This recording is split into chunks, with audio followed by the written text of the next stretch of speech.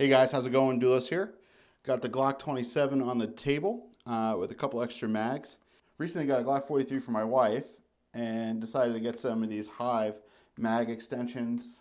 Got a +1 and a +2 40-43, which we'll do in another video. Seeing that and seeing as how I've got +2 on each of these mags here, and this guy's just got the finger groove, I figured why not get one for the 27 as well.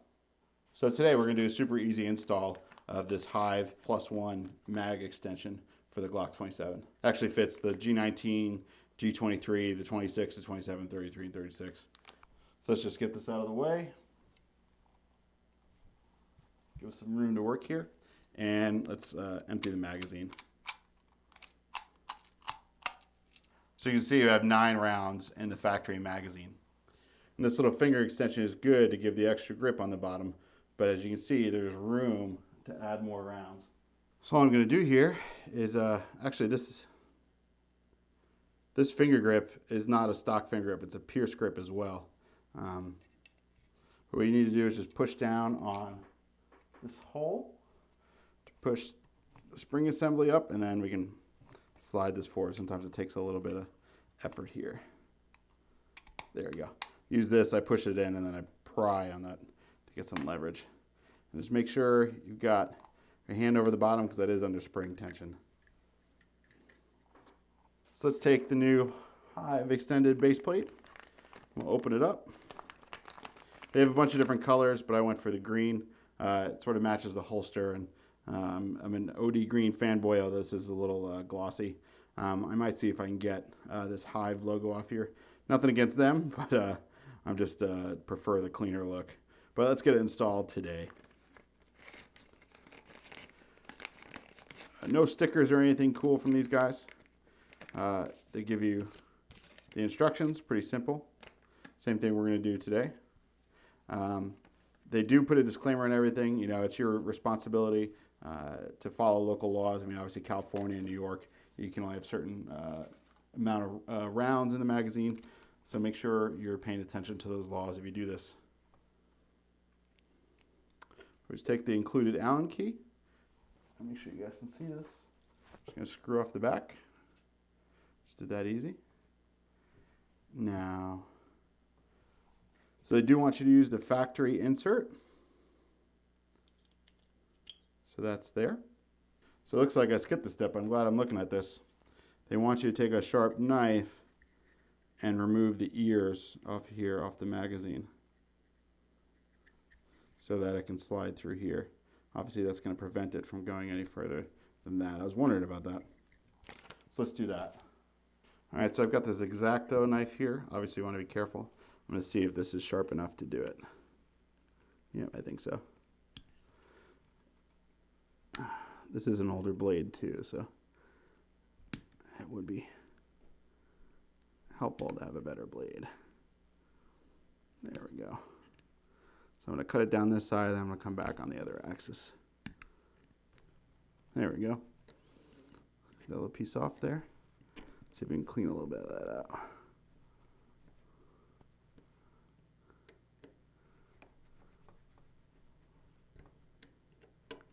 There we go. Did not realize you had to modify your magazines for this, but that's okay. Definitely want to be careful with this. Definitely watching where my fingers are.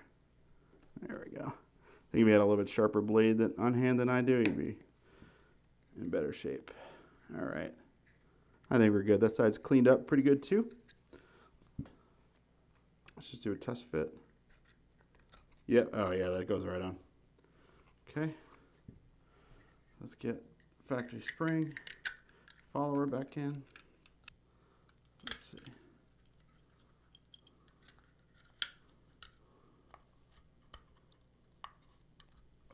As seen on TV.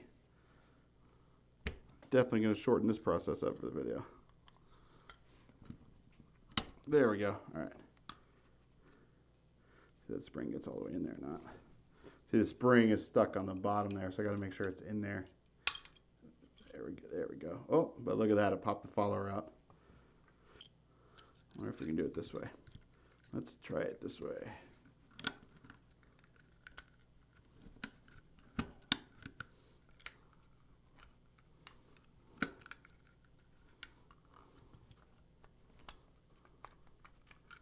like my thumb's gonna be in the way, and then by the time it gets on there. Well, this is fun.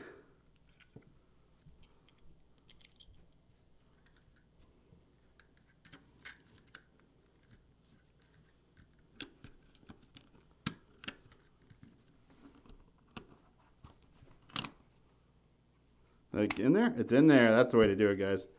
Put it down to keep the base plate in there. Start the spring a little bit, start it in there, and then it'll go in. Let's see if I can do that twice later. So now that we have this in here, this part locks it on. Like so. See how it locks in the back. Let's see if you can see that. Oh. See if we can get the set screw back in.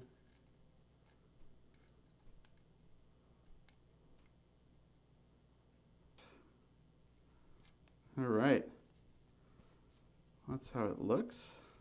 Let's compare it to Pierce Plus 2. Definitely a little deeper profile. Smooth on the front. One of the things my wife, with her smaller fingers, her fingers would get caught in here, and she would get a little cut from the inside here. All right. So let's take the 27, unload it, make sure it's clear, safe direction.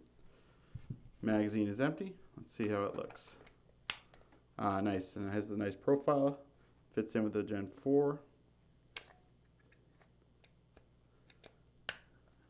It looks like it's interfering a little bit with the base plate plug back here.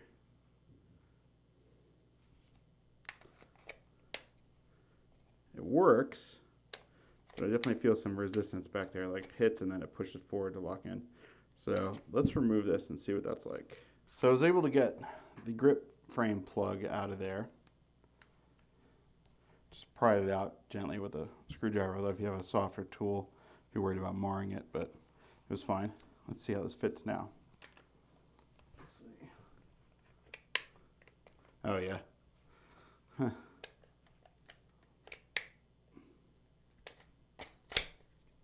Feels nice. Feels nice in the hand. Although I think I kind of prefer the pinky. So my hands are so big, my pinky wants to fall off the bottom. So this extra finger groove helps. It's definitely smooth. Definitely get a good grip on it. I don't know, I think I prefer, just to be honest, prefer the way that feels. But that being said, it does have a look to it. I do not like how I had to take this out to fit. Let's look at it closely and see if I can run that in there, because there's room. I think it's just hitting on the front there. And that's all the way in there. That's not going any further. And I don't think it's an issue. Just know if you have a grip frame plug or insert in there, it is going to hit a little bit. But it doesn't seem to affect the seating. In fact, when it hits it, pushes it forward. That doesn't even come close.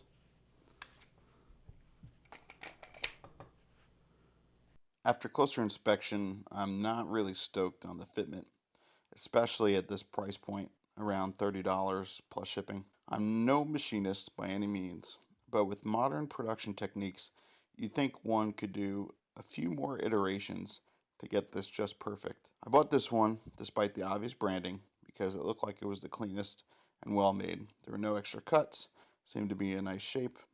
Even looking at it, it looks like it's machined well as far as actually being made. I'm hoping the Glock 43 base plates are a little better with the fitment. The poor fitment overall is really quite disappointing. So as you can see, it has a nice anodized finish here. Aluminum, the machining is nice little angles and bevels on it. It's very smooth. A color is a nice green. It's a little shiny, but it's definitely a matte color, but it's got a little shine to it. But it's, you know, I don't know what you would call that. But this is obviously a dark OD, and would be not quite there. So if you're looking for a straight OD green, this isn't it. And then I actually have one here for the 43, and it looks like the color is a little darker. Yeah, so the color on the 43 is definitely a couple shades darker. I don't know if you can pick that up on camera. Yeah, you can definitely pick it up on camera. Camera gives it more of a green hue. In real life, it's definitely a little more subdued, definitely a little not as bright. It's a little dimmer or duller. A little bit more black in it than it appears on screen. It looks like there's more green in it on screen, but in real life it's a little more black. Similar size. This is a +2 for the 43. The 43 does not have the rear screw plate on it, which is interesting. Let's get a little thumbnail action here. All right, guys, so thanks for watching. Please like, subscribe, share, comment, all that YouTube stuff. But in these dark days, may God bless you and keep standing up for what's right.